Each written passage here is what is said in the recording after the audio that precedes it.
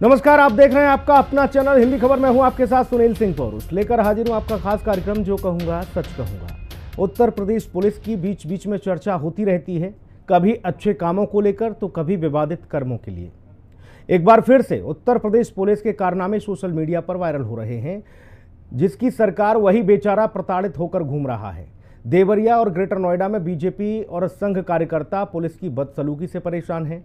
अब नौबत यहां तक आ गई है कि मुख्यमंत्री से न्याय की गुहार लगानी पड़ रही है।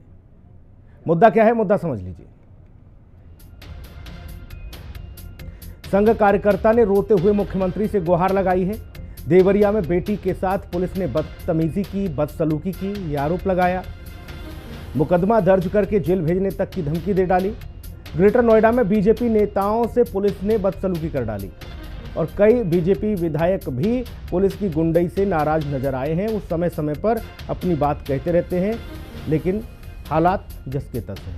सवाल क्या है, सवाल भी समझ लीजिए। अब सवाल यह है कि क्या मुख्यमंत्री योगी आदित्यनाथ की मंशा को पलीता लगाने का काम कर रहे हैं पुलिसकर्मी? बीजेपी कार्यकर्ता पुलिस की गुंडई से परेशान है। संघ कार्यकर्ता की बेटी से बदतमीजी पर आखिर क्या हुआ, क्या एक्शन लिया गया, ये भी पूछा जाएगा। और पुलिस को मिली छूट का क्या नाजायज फायदा उठाया जा रहा है? महकमे में तैनात भ्रष्टाचारियों पर कब गाज गिरेगी, ये भी बड़ा सवाल है। अब लोग कह रहे हैं कि जब भाजपा के नेता ही नहीं बख्शे जा रहे तो आम जनता की सुरक्षा और सहायता का तो क्या ही कहें।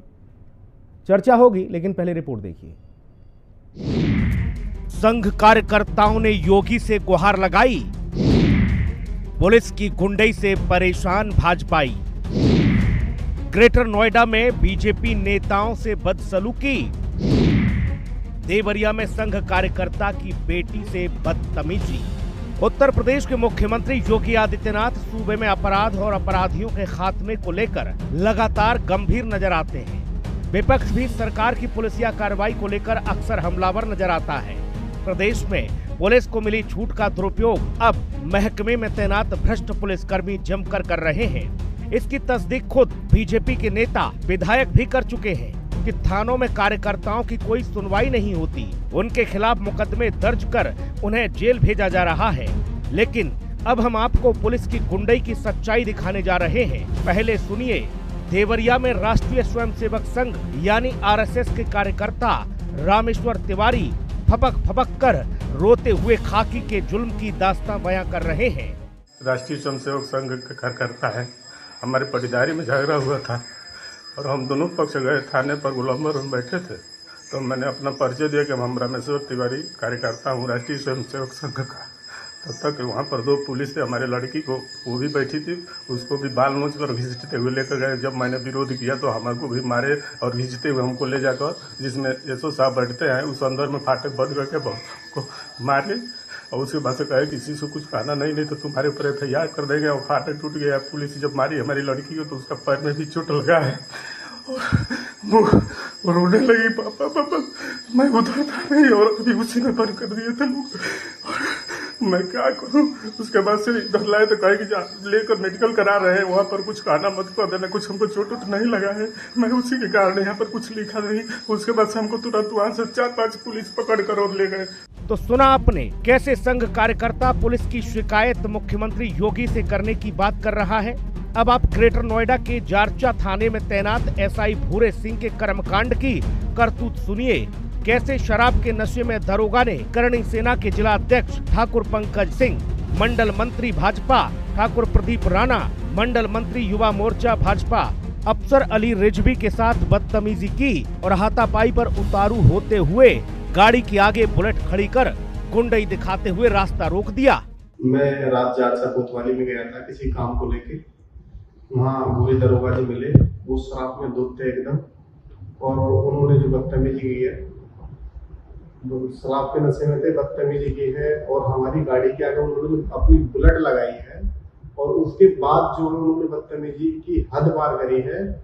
और हमें तो ये भी डर था कि भाई हमारे साथ आपाताई ना हो जाए, इसलिए हम उस डर के लिए हम इंस्पेक्टर साहब के पास गए। हमने उनको बताया, कॉल किया हमने, वो बाहर आए। उन्होंने जब ये हुआ फिर उन्होंने बुलेट हटवाई, फिर हमसे बोलने लगे, पूरे दरवाजे कि भाई आपको मैं कहीं भी चला जाऊँ, देखूँ मैं जरूर।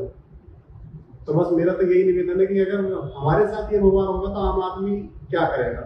हम रात अपने भाई के साथ में चारचा थाना में आए, जिसमें कि भूरा सिंह दरोगा जी मिले और वहाँ पर हमारे साथ में अभद्र टिप्पणी करने लगे, माँ बहन के हमें गाली गलौज करने लगे और शराब के नशे में उनकी ये हालत थी, उन्हें ये नहीं पता कि हम क्या बोल रहे हैं।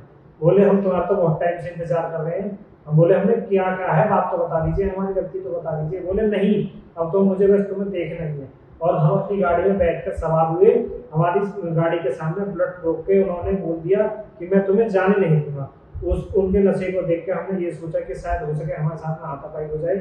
हम उनको इंस्पेक्टर साहब के पास में फोन मिलाया, उनको बुलाया। उनके फोन में, भूरे सिंह दरोगा जी के फोन में सारी वीडियो उनके फोन में है। हमारी गलती हमें पता लग जाए कि हमारी गलती क्या है। इन घटनाओं के सामने आने के बाद से जहां एक ओर बीजेपी उलझन में नजर आई, तो वहीं दूसरी ओर विपक्षी सपा ने सरकार को जमकर खरी खोटी सुनाई। देवरिया में जिस प्रकार से एक संघ के कार्यकर्ता के साथ पुलिस ने अभद्रता की है वहां पर, और नोएडा का भी एक मामला संज्ञान में आया है कि भारतीय जनता पार्टी के कार्यकर्ताओं के साथ वहां पे मारपीट करने का प्रयास पुलिस के अधिकारियों ने वहां पर किया है। बिल्कुल ये गलत है, निंदनीय है और इस तरीके की चीजों को बर्दाश्त नहीं किया जा सकता है। अगर कोई गलत है तो किसी भी पार्टी का हो, उस पर कार्रवाई हो, जिसकी छूट माननीय मुख्यमंत्री योगी आदित्यनाथ जी ने दे रखी है। लेकिन किसी को नाजायज पीड़ित करना, प्रताड़ित करना, अपमानित करना, ये कानून के खिलाफ है और ऐसा अधिकार किसी भी पुलिस के बड़े से बड़े अधिकारी को भी इस तरीके का अधिकार नहीं है कि वो किसी को इस तरीके से प्रताड़ित करे। इस समय भारतीय जनता पार्टी के डबल इंजन की सरकार में पूरे उत्तर प्रदेश में भ्रष्टाचार, अराजकता और दलाली चरम पर है। ये कितना हास्यास्पद है कि भारतीय जनता पार्टी के नेता, आरएसएस के कार्यकर्ता प्रताड़ित हो रहे हैं, तो आम जनता को कौन पूछेगा? आम जनता पिस रही है। थानों पर, तहसीलों पर आम जनता की कोई सुनने वाला नहीं है। पीड़ित को ही प्रताड़ित करने का काम किया जा रहा है। पुलिस की गुंडई का ये कोई नया मामला नहीं है। प्रदेश में सैकड़ों ऐसी घटनाएं हैं जिसके कारण भाजपा के देवतुल्य कार्यकर्ता खाकी से परेशान हैं। ऐसे में कई सवाल खड़े हो रहे हैं। सवाल ये कि क्या योगी की मंशा को पलीता लगा रहे हैं पुलिसकर्मी? क्या पुलिस को मिली छूट का नाजायज फायदा उठाया जा रहा है? और सबसे बड़ा सवाल ये कि जब बीजेपी और आरएसएस के कार्यकर्ता ही सुरक्षित नहीं, तो आम आदमी की सुरक्षा और सुनवाई की क्या गारंटी है? विक्रम सिंह राठौर और राहुल श्रीवास्तव के साथ ब्यूरो रिपोर्ट, हिंदी खबर। मेहमानों से आपको रूबरू करा देते हैं। शिवांश श्रीवास्तव है, नेता भारतीय जनता पार्टी, हमारे साथ। शिवांश भाई का बहुत स्वागत है। रविंद्र सिंह जी, प्रवक्ता समाजवादी पार्टी, हमारे साथ हैं। रविंद्र जी का बहुत स्वागत है। विश्वनाथ मिश्रा जी, वरिष्ठ पत्रकार, हमारे साथ हैं विशिष्ट टिप्पणी के लिए। विश्वनाथ जी का बहुत स्वागत है। और वेद भूषण जी है हमारे साथ, पूर्व पुलिस अधिकारी। वेद भूषण सर का भी बहुत स्वागत है। शिवांश श्रीवास्तव जी, विधायक भी कई बार कह चुके कि भाई थाने में दरोगा फोन वोन तो छोड़ो, कार्यकर्ता की नहीं सुनता। आप लोग एक बड़ा अभियान चला रहे हो सदस्यता वाला। कार्यकर्ता को वहाँ पुलिस लपेटे पड़ी है, वो जाता है अपनी सुनवाई के लिए, दरोगा जी नशे में चूर 2-4 कान पे रख देते हैं और अंदर कर देते हैं। एक फपक कर देवरिया में संघ का पदाधिकारी कार्यकर्ता रो रहा है बुरी तरह से, कह रहा है भैया न्याय के लिए थाने गया था, बेटी भी साथ थी, बेटी को भी घसीटा, बाल नोचे, और हमारी तो जो हालत की वो बयान नहीं कर सकता हूँ। क्या हो रहा है भाई? देखिए, जो घटना बताई गई दुर्भाग्यपूर्ण है, जाहिर सी बात है, और ये भी है कि उन पर कार्रवाई हुई है और इस चीज को भी इंश्योर किया जा रहा है कि आगे ऐसी घटना ना हो। फौज हो, सेना हो, पुलिस हो, व्यापक स्तर पर भर्तियां होती हैं। मेरे ख्याल से पूर्व पुलिस अधिकारी भी हमारे साथ में, वेद भूषण जी इसमें बताएंगे, और समय समय पर उनकी ट्रेनिंग और आचरण को लेकर भी काफी प्रकार की ट्रेनिंग और मंथन होता है।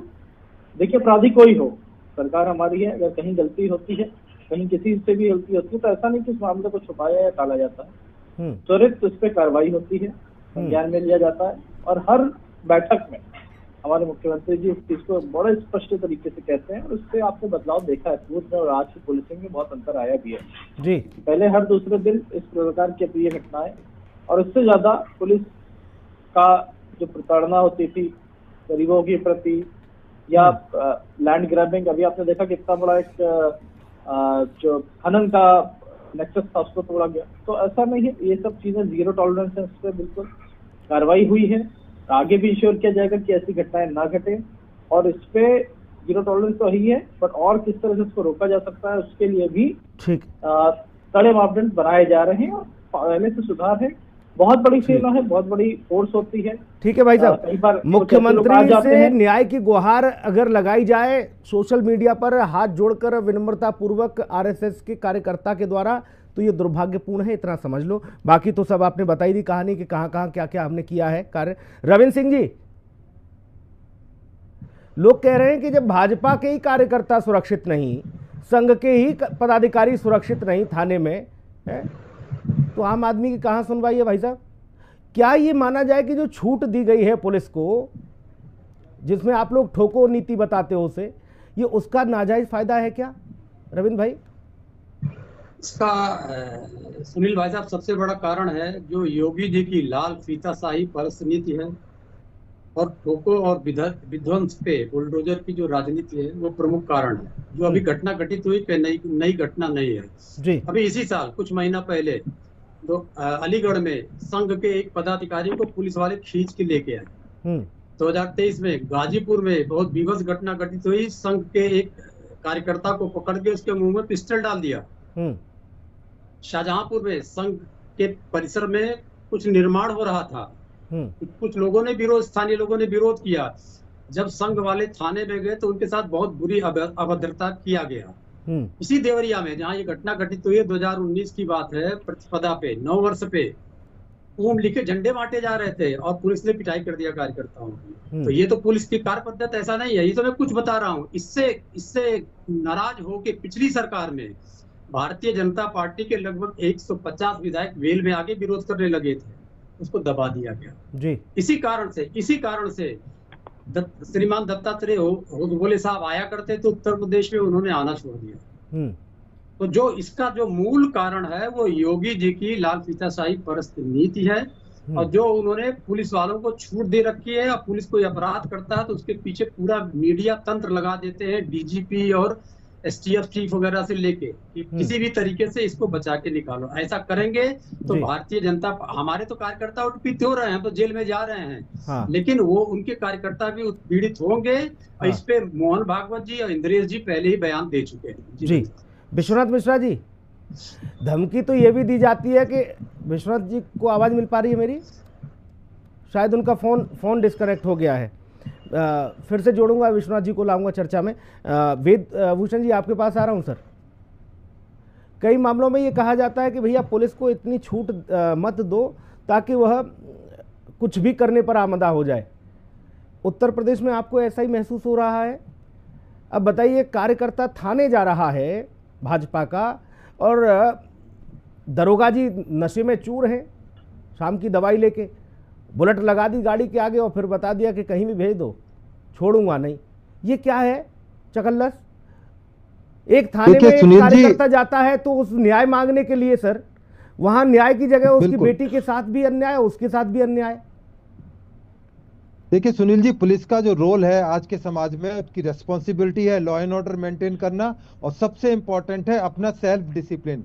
उसके लिए तमाम तरह के एसओपीज, ऑर्डर्स और तमाम तरह की प्रक्रिया पुलिस के अंदर निश्चित हैं कि किस तरह से पुलिस का कंडक्ट होना चाहिए, उसका व्यवहार होना चाहिए। यदि उसका नीति और यदि उसका व्यवहार ठीक नहीं है, गैर कानूनी काम है, तो उसके लिए दंड की तमाम प्रक्रियाएं हैं, विजिलेंस, एंटी करप्शन, सीबीआई, तमाम तरह के डिपार्टमेंट है। परंतु उसके बावजूद भी इस तरह की घटनाएं ना केवल यूपी के अंदर, दिल्ली के अंदर, पूरे हिंदुस्तान में देखी जा सकती हैं और देखी गई हैं और एक्शन हुए, बड़े एग्जेम्पलरी एक्शन हुए। मैं भी आपको साइट करना चाहता हूं, जहां जारचा थाने का मामला आपने बताया है, उसी रेंज के अंदर जो वहां की महिला कमिश्नर है, उन्होंने एग्जेम्पलरी पनिशमेंट किया। एक मामले के अंदर कैब ड्राइवर के साथ एक मामला हुआ था, उसके अंदर वहां के डीसीपी को हटाया गया, एसएचओ को बर्खास्त कर दिया गया, थानेदार को बर्खास्त कर दिया गया, बल्कि पूरी चौकी को 28 आदमी थे सबको हटा दिया गया। तो इस तरह के जब एग्जाम्पलरी पनिशमेंट पुलिस वालों को दिए जाते तो उम्मीद और तवक्को रखी जाती है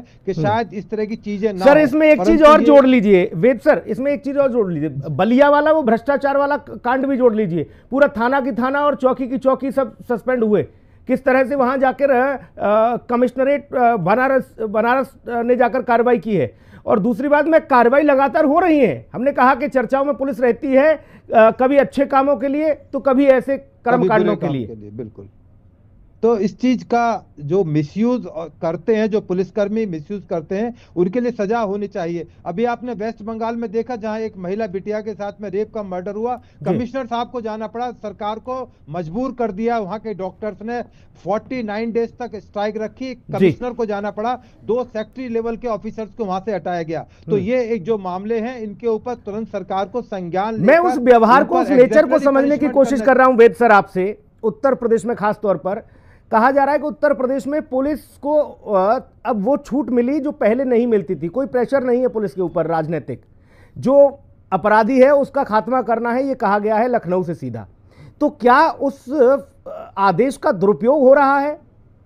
मैं ये समझना चाह रहा हूं। बिल्कुल, मैं इस बात को बिल्कुल मानने के लिए तैयार हूं, क्योंकि यूपी एक बहुत बड़ा स्टेट है, कई स्टेट के बराबर अकेला, बल्कि कई कंट्रीज के बराबर अकेला यूपी स्टेट है, बहुत बड़ी पुलिस फोर्स है। और आप देखें कि जहां जारचा में हुआ है, लखनऊ में वहां के सीएम बैठे हुए हैं और डीजी बैठे हुए हैं, डिस्टेंस बहुत दूर है, वहां तक कई बार उनकी गुहार आम आदमी की नहीं पहुंच पाती, जिसका मिसयूज इस तरह के जो अवांछित तत्व है पुलिस के अंदर, वो उसमें उसका फायदा उठाते हैं और पुलिस की वर्दी पर दाग लगाते हैं। तो ऐसे दागी पुलिस अधिकारियों को चिन्हित किया जाना चाहिए, जिनका अब एक टिप्पणी और कर दीजिए वेद सर, क्या सिर्फ महज लाइन हाजिर कर देने से चीजें ठीक हो जाती हैं? इनके आचरण में बदलाव आ जाता है? नहीं, इसके लिए जरूरी है कि उनको केवल लाइन हाजिर ना किया जाए और जो सजा दी जाए उसको कभी किसी अदालत के द्वारा वापिस ना लाया जा सके, तब उसका डेटरेंट इफेक्ट होगा। अदरवाइज आपने लाइन हाजिर किया, 6 महीने बाद दूसरी जगह तबादला कर दिया, तो बहुत ज्यादा असर नहीं है। उसका असर तब आता है सरकारों के अंदर जब बहुत डेटरेंट पनिशमेंट उसके सारे सर्विस के अंदर उसको हमेशा एक चुभता रहे पीर की तरह। मैं आपको दिल्ली का एक एग्जाम्पल बताऊंगा। दिल्ली के, जी सर, मैं आऊंगा आपके पास। अभी विश्वनाथ मिश्रा जी के पास चला जाऊं, थोड़ा सा उनको भी चर्चा में ले लेते हैं। विश्वनाथ मिश्रा जी, हम लगातार तारीफ पर तारीफ सुनते हैं पुलिस की कि भाई बहुत अच्छा काम हो रहा है उत्तर प्रदेश में, अपराध को मिटाने का काम पुलिस कर रही है दिन रात जान हथेली पर लेकर। लेकिन ये क्या देख रहे हैं, संघ का कार्यकर्ता ऐसे रो रहा है, आंसू थम नहीं रहे उसकी बिटिया के साथ थाने में ही मारा जा रहा है, पीटा जा रहा है, और ये कहा जा रहा है सुनो कहीं कुछ कहा तो मुकदमा लिख के अंदर और भेज देंगे, चुपचाप चलो निकलो यहाँ से। 2 कान पे लगाए और भगा दिया। ये स्थिति है। नोएडा में वो लोग गए, भारतीय जनता पार्टी के युवा मोर्चा के नेता, उनको एक दरोगा जी बता रहे हैं, उन्होंने कहा कि वो पूरा नशे में धुत थे और बुलेट अड़ा दी गाड़ी के आगे। बोले अब बताओ क्या करोगे? बोले अच्छा रहा भैया, जान बचा के भागे, नहीं तो हाथापाई पर आमदा थे दरोगा जी। क्या हो रहा है ये? सुनील जी, बीजेपी राज में एक सरकार का ये प्रयास था कि प्रशासन निष्पक्ष, उसमें पार्टी मेंबर्स का जो पहले इस तरह की शिकायतें होती थी, बाकी बुलडोज करते हैं व्यवस्था को, पता चला वार्ड अध्यक्ष थाने गए, पहुंच गए, थाना अध्यक्ष महोदय केवल उन्हीं की सेवा शुश्रूषा उनके हिसाब से काम करने लगे। बहुत सख्त इंस्ट्रक्शंस हैं योगी जी की तरफ से कि कोई विधायक सांसद कम से कम जो ऐसे मसले हैं उनमें इंटरफेयर नहीं करेगा। इसका लाभ भी, एक लाभ ये है कि कम से कम पुलिस निष्पक्ष रूप से काम कर सके, लेकिन उसका दुरुपयोग बहुत हो रहा है, हर विभाग में होता हुआ नजर आ रहा है। कि होता क्या है कि प्रशासन को निष्पक्ष करने का ये जो प्रयास है, इसका दुरुपयोग बहुत। अभी मैं आपको लखीमपुर का एक उदाहरण बताता हूँ जी। वहां के एक बहुत सीनियर व्यक्ति हैं, उन्होंने मुझसे, मेरे परिचित हैं, उन्होंने कहा इस पूरे अधिकार की बड़ी भर्त्सना की। उन्होंने कहा अभी क्या हो रहा है, जो हिस्ट्री शीटर्स के खिलाफ अभियान चलाया जा रहा था, उसके खिलाफ उन्होंने कहा कि कई थानों की फोर्सेस ने एक तरीके से वसूली अभियान चला रखा है। कोई भी व्यक्ति जो थोड़ा भी छोटे मोटे मसले में वांछित है, मतलब उसके घर गए, बोले साहब तुम्हारा एनकाउंटर कर देंगे, ये दे दो, नहीं तो एनकाउंटर कर देंगे। बोले गांव के जो छोटे छोटे रिमोट एरियाज के हैं, बोले बहुत सी शिकायतें आ रही हैं, लेकिन अब कहने किससे जाए? क्यों? क्योंकि हर केस को आप सीधे योगी जी तक पहुंचा नहीं सकते। एक सिस्टम चूंकि बहुत बड़ी व्यवस्था है तो उसको पहुंचाना थोड़ा सा मुश्किल है, कनेक्टिविटी थोड़ी सी मुश्किल है। यही नहीं, बहुत से विभागों में ये हालात हैं। क्योंकि कई बार क्या होता है, बाकी पार्टीज की जब शासन होता था तो विधायक, पार्टी जो वार्ड अध्यक्ष है, जिला अध्यक्ष है, उनका अधिकार होता था, वो पहुंच जाते थे, तो उनको लगता था साहब ये तुरंत मुख्यमंत्री तक मसला पहुंचेगा, तो दबाव में काम करते थे। अभी वो चीज का, वो दबाव समाप्त होने का ये बहुत बड़ा, मैं कहता हूँ, मुझे लगता है शायद बीजेपी की हार में एक बड़ा कारण रहा है कि पार्टी कार्यकर्ताओं को तरजीह। जी, आपके पास आ रहा हूँ। किसी ने कहा कि पुलिस को इतनी छूट मत दो कि वो आदमखोर हो जाए, यही स्थिति है। अब आपके नेता खुद रो रहे हैं भाई साहब, ये सुनील सिंह नहीं कह रहे, आपके नेता रो रहे हैं भैया फपक फपक कर। नहीं, मैं इस पे सुनील भाई यही कहूंगा कि जब सरकार आई थी, देखिए समाजवादी पार्टी के तो पेट में दर्द होना लाजमी है। उनके जो साथी संघाती थे ज्यादातर अपराधी थे और उनका मतलब उनका जीरो टॉलरेंस है इस स्टेट में। हमने पास्ट में भी देखा किस प्रकार से दुर्दांत अपराधी जिनका नाम जो गिने जाते थे, जो कहते असलहे लहराते हुए चलते थे, इनकी पार्टी के विधायक सांसद थे और आज नहीं है, क्योंकि और उनका जो अवैध आशियाना था वो भी ढह गया है। वहाँ पे आज चाइल्ड केयर सेंटर। भाई मैं चर्चा इस बात पर नहीं करने आया आज कि किसका आशियाना ढहा किसका नहीं, मैं तो ये पूछ रहा हूँ कि पुलिस इतनी बेलगाम हो गई है कि अब आपके नेताओं को नहीं बख्श रही भाई साहब। कहीं पे तो अब आप इस चीज को अप्रिशिएट भी करना चाहिए कि जीरो मतलब इंटरफेरेंस नहीं है कहीं पे भी। पहले क्या होता था समाजवादी पार्टी में, भाई मैं समाजवादी का पार्टी का ये बोल रहा हूँ, मैं समाजवादी पार्टी का मंडल, हर कोई पुलिस को इन्फ्लुएंस करने की कोशिश में कर रहता था। मैं अप्रिशिएट किसको करूं? जो अभी वेद सर ने कुछ कारण गिनाए उनको करूं, विश्वनाथ मिश्रा जी ने जो बात गिनाई उनको करूं, या बलिया के पूरे के थाने देखूं जो सस्पेंड हुआ? बलिया तो भाई मैं बता रहा हूँ, किसको अप्रिशिएट करूं भाई साहब? कार्रवाई हुई ना, जो आरएसएस का कार्यकर्ता रो रहा है, बिटिया के साथ वहां ज्यादती की गई, थाने में बाल खींचे गए, मारा गया उसे, उसकी मैं तारीफ करूं? नहीं सुनील भाई, तारीफ करने की विषय नहीं है। अगर कहीं पे ऐसा कुछ आपको दिख रहा है या ऐसी कुछ चूक हुई है तो उस पर देखिए ना कार्रवाई हुई। यही कंपैरिजन कर लीजिए, यदि समाजवादी पार्टी होती तो उसका क्या हशर होता। हमने गायत्री प्रजापति जैसे लोग देखे हैं। मैं समाजवादी पार्टी को लेकर आप बार बार आ रहे हैं, मैं एक बार रविंद्र भाई के पास चला जाता हूं। रविंद्र भैया वो कह रहे हैं कि समाजवादी पार्टी होती तो नजारा और होता, ये क्या है मसला? पार्टी होती तो गायत्री प्रजापति देख लीजिए ना, कहाँ बैठे थे, एक बलात्कार उत्तर प्रदेश विधानसभा को देखते हैं, नेताजी के चरणों में बैठे हुए थे। थोड़ा हस्तक्षेप इनका रोक दे तो बोलो। जी रविंद्र भाई। उत्तर प्रदेश, हमको अपराधी बोल रहे हैं ना, पता नहीं क्या क्या संरचना से। उत्तर प्रदेश की विधानसभा को देखते हैं, मुख्यमंत्री पे गंभीर आरोप, उप मुख्यमंत्री पे गंभीर आरोप, 111 विधायकों पे गंभीर आरोप, 2 कैबिनेट मंत्री सजा याफ्ता। कभी आपने किसी भी डेमोक्रेटिक कंट्री में नहीं सुना होगा सजा याफ्ता मंत्री बन रहा हो। और 20,000 दंगाइयों का मुकदमा वापस ले लिया इन लोगों ने, जिसमें लगभग 11,000 के लोगों का एनवीडब्ल्यू था। अब हमको दंगाई कर रहे हैं। मैं तो इस विषय पे बातें नहीं करना चाहता था, मैं तो पुलिसिंग पे बात करना चाहता था, लेकिन इनके पास बात करने के लिए नहीं है। मैं फिर से वापस अपने मुद्दे पे आ जाता हूँ। जी भैया। पुलिसिंग में जो पुलिस मैनुअल है 1861, उसमें दंड का भी प्राविधान है और इसकी कार्रवाई जिले का एसपी कर सकता है। जिले का एसपी करता क्यों नहीं है? उसको ऊपर पैसा भेजना पड़ता है। पैसा आता कहाँ से? थाने से आता है। नाका जैसे लखनऊ में, नाका जैसे थाने से 8-8 लाख रुपए महीना आता है। पुलिसकर्मी क्या करेंगे? अपराधी करेंगे। दूसरा विषय आता है कि अगर पुलिस इस प्रकार का अपराध कर रहे हैं तो उसको संरक्षण कौन दे रहा है? तो संरक्षण हर एसओ अपने पुलिसकर्मी को संरक्षण देता है। अगर संरक्षण नहीं देगा तो जहां पर पुलिस की जितनी पोस्टिंग होनी चाहिए उसकी आधी पोस्टिंग भी नहीं होती है, तो पैसा कैसे उगा पाएगा वो? तीसरा विषय है, जब योगी जी सांसद थे तो ये बैठते थे प्रकाश सिंह साहब के साथ में। प्रकाश सिंह साहब डीजीपी थे कल्याण सिंह के टाइम में। उन्होंने, प्रकाश सिंह साहब ने सुप्रीम कोर्ट में एक पीआईएल दाखिल किया था पुलिस सुधार के लिए। सुप्रीम कोर्ट ने आदेश दिया हुआ है, लेकिन उस पर कुछ भी लागू करने को तैयार नहीं है। जबकि 2017 में योगी जी का ये आश्वासन था पुलिस सुधार लागू करेंगे। इसके लिए इन्होंने 2 इंस्पेक्टर। रविंद्र भाई एक सेकंड, मैं जल्दी से, चूंकि आपने कई गंभीर आरोप लगाए हैं और कुछ कहीं ऐसे विषय वस्तु जो आपने उठाए इस मंच के माध्यम से, कहीं हैं कुछ ऐसे लिखत पढ़त में कुछ डॉक्यूमेंट आपके पास, ताकि मैं अभी तत्काल प्रभाव से शिवान श्रीवास्तव से कहूं कि भाई साहब ये पेपर हैं और ये सबूत हैं, नापिए सबको, है ऐसा कुछ? किस चीज के? जो आपने कहा कि 8 लाख रुपया एक एक थाना पा रहा है। जितने कई उतने वीडियो बना के दे देंगे आपको। ये दे तो बहुत छोटी सी दे दो, उसमें देर क्यों कर रहे हो दादा? भेज देंगे। हाँ वो दे दो आप तत्काल प्रभाव। आप भी धरे रखे हो जेब में। आपको वचन देता हूँ 1 महीने के अंदर। अभी पकड़ाया रविंद्र भाई आप भेजिए।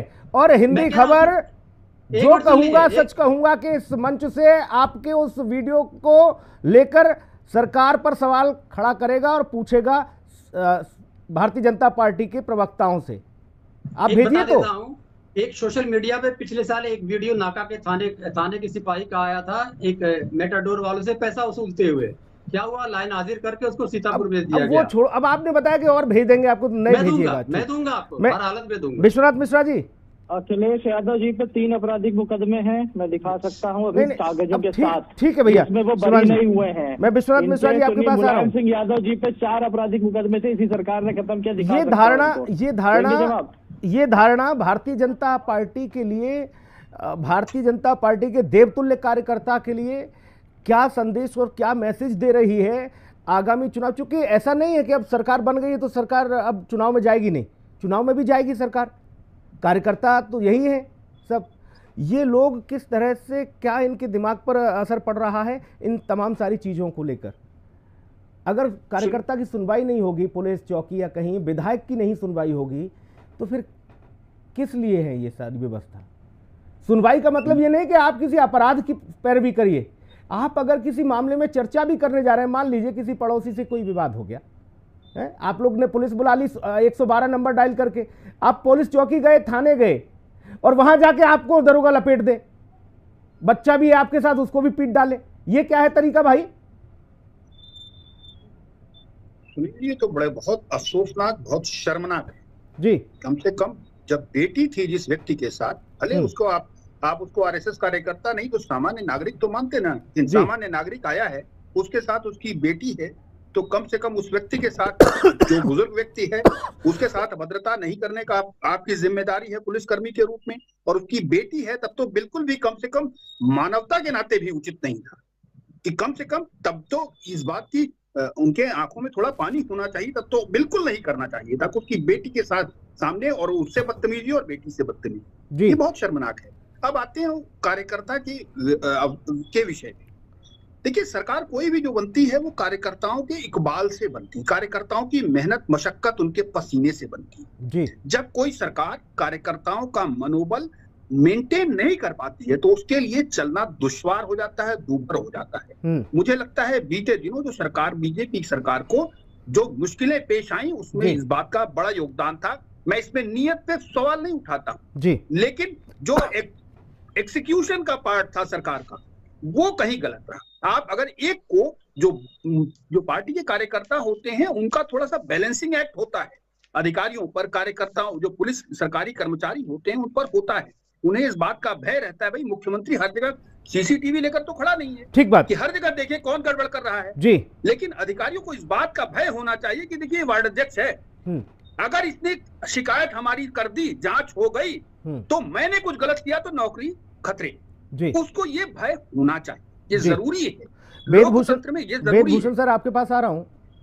मुझे थोड़ा सा ये समझाने की कोशिश कर रहा है कि कई बातों की तस्दीक आपने की और बताया कि भाई देखिए इस तरह की जो चीज़ें होती हैं, कुछ लोग ऐसे होते हैं आचरण वाले जो पूरे महकमे को गंदा करते हैं, दाग लगाते हैं, लेकिन इनके व्यवहार में, इनके बर्ताव में कैसे सुधार आए।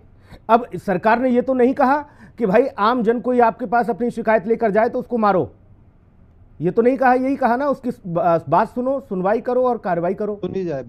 बिल्कुल सुनील जी, ये इसमें एक दुर्भाग्य रहा है, चाहे किसी की भी सरकार रही है यूपी के अंदर चाहे दूसरे स्टेट्स के अंदर, उनकी भरपूर कोशिश होती है कि पुलिस को अपनी पॉकेट में रखा जाए और पुलिस को अपने हिसाब से काम कराया जाए। आपने देखा कि बुलडोजर का मामला सुप्रीम कोर्ट के अंदर आया, सुप्रीम कोर्ट ने डायरेक्शन दी कि आप केवल सरकारी प्रॉपर्टी और रेलवेज की प्रॉपर्टी को डिमोलिश कर सकते हैं, उसकी सुनवाई हालांकि जारी है। तो और जहां तक ये एलिगेशंस केवल लगा देना कि वो पैसे ले रहे थे पिकेट के ऊपर, उनके बिल्कुल खिलाफ, उनके खिलाफ एक्शन होता है। पुलिस एक ऐसा डिपार्टमेंट है, आप थोड़ा हिम्मत करके कंप्लेंट तो करें। आप कंप्लेंट नहीं कही, जैसे पत्रकार साहब बता रहे थे, जब तक आपकी बात पहुंचेगी नहीं अदालत में या पुलिस के सीनियर अधिकारियों के पास, एक्शन किसके खिलाफ और कैसे हो पाएगा? केवल आप चर्चा के अपने इलाके तक ही उस चीज को रखेंगे तो ये नहीं हो पाएगा। यूपी के अंदर, जहां मैं यूपी का रहने वाला हूं, हालांकि सेवाएं मैंने दिल्ली पुलिस के अंदर की हैं, यूपी में मैंने कभी भी कोई जरूरत होती है, यूपी में एक सीएम पोर्टल है, वो इतना इफेक्टिव मुझे लगता है कि यदि वहां पर कोई कंप्लेंट की जाती है तो मैंने जो अपना अनुभव किया है जब भी 5-6 साल से, तो वहां पर उस पर एक्शन बहुत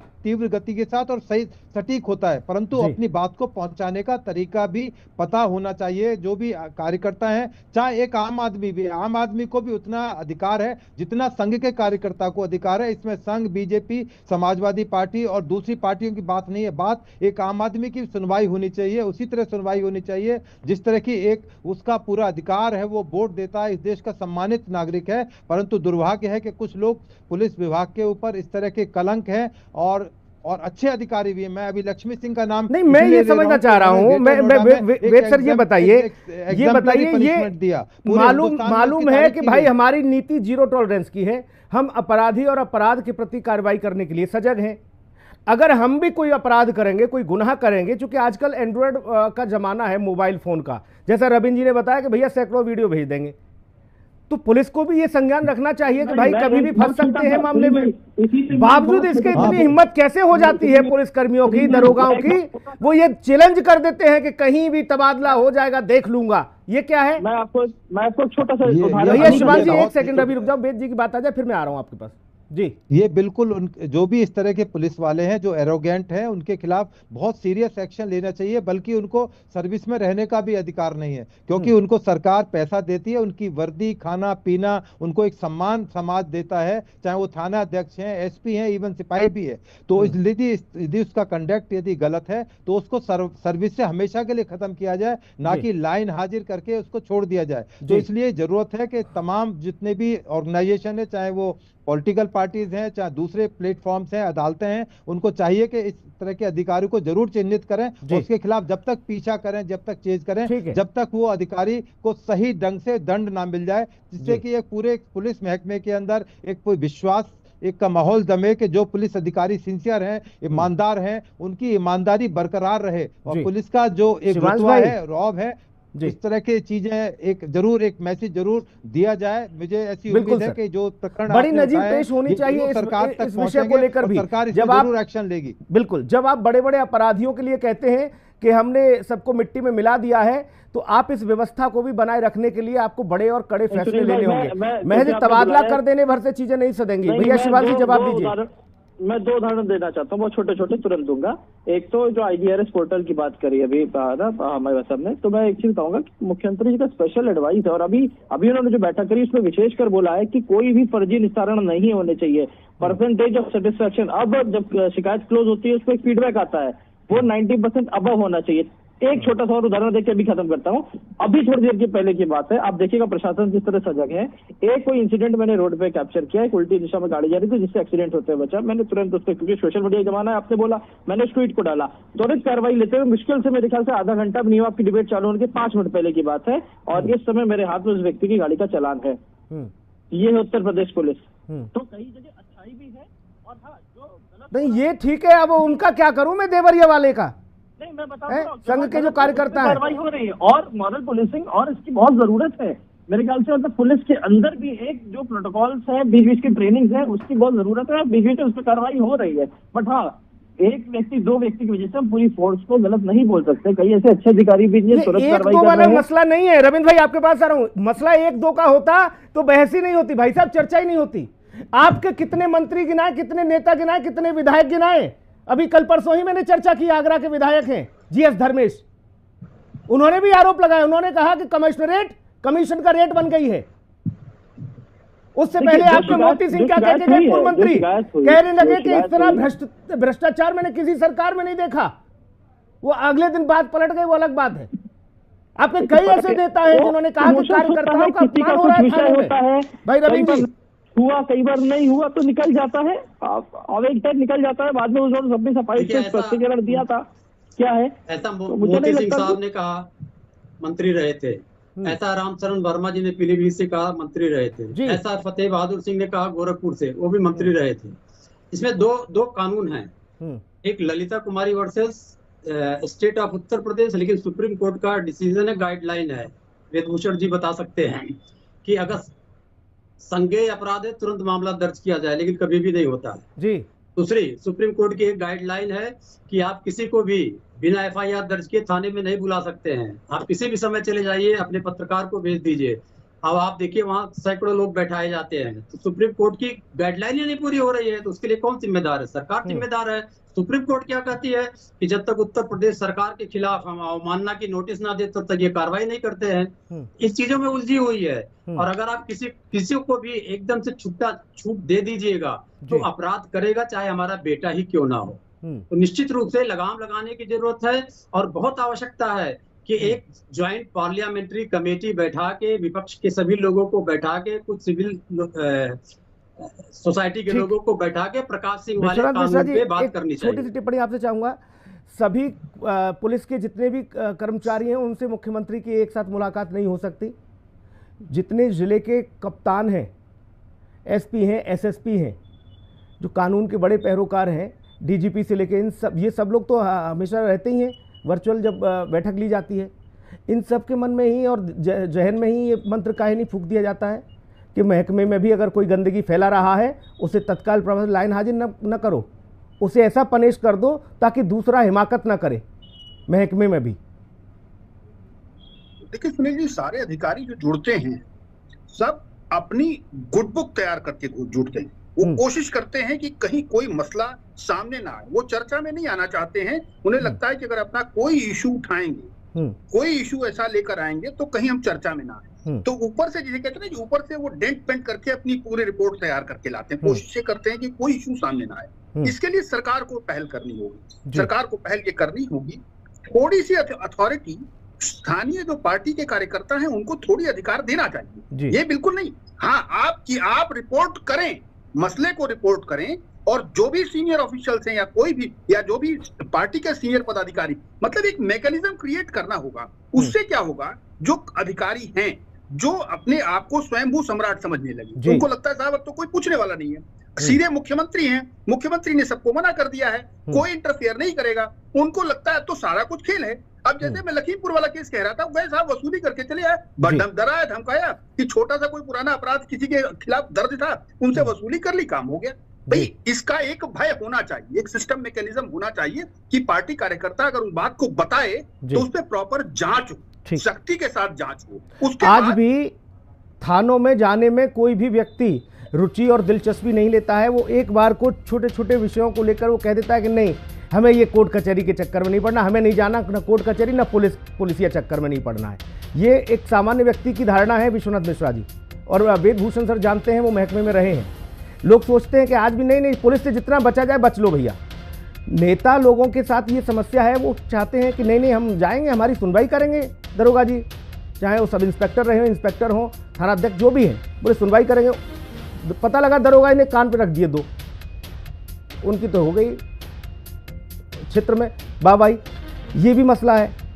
जब तक ये धारणा नहीं पैदा करेगी शिवांशी आपकी पुलिस कि कोई भी व्यक्ति किसी भी क्षण किसी भी समय अपने साथ हुई घटित घटना के वर्णन के लिए आपकी चौकी, थाने, आपके पुलिस के सामने खड़े होकर निर्विघ्न और बाकायदा इस भावना के साथ कि हाँ मैं सुरक्षित हूं, वो अपनी पूरी वेदना बता दे, तब तक कुछ नहीं हो सकता। ये जान लीजिए, ये व्यवस्था यूं ही इसी तरह से चलती रहेगी। आप लाख कोशिश करिए कि हमने ये सब खत्म कर दिया, ये सब नहीं, लेकिन आज भी खाकी जब सामने आती है तो लोग डर जाते हैं, सहम जाते हैं।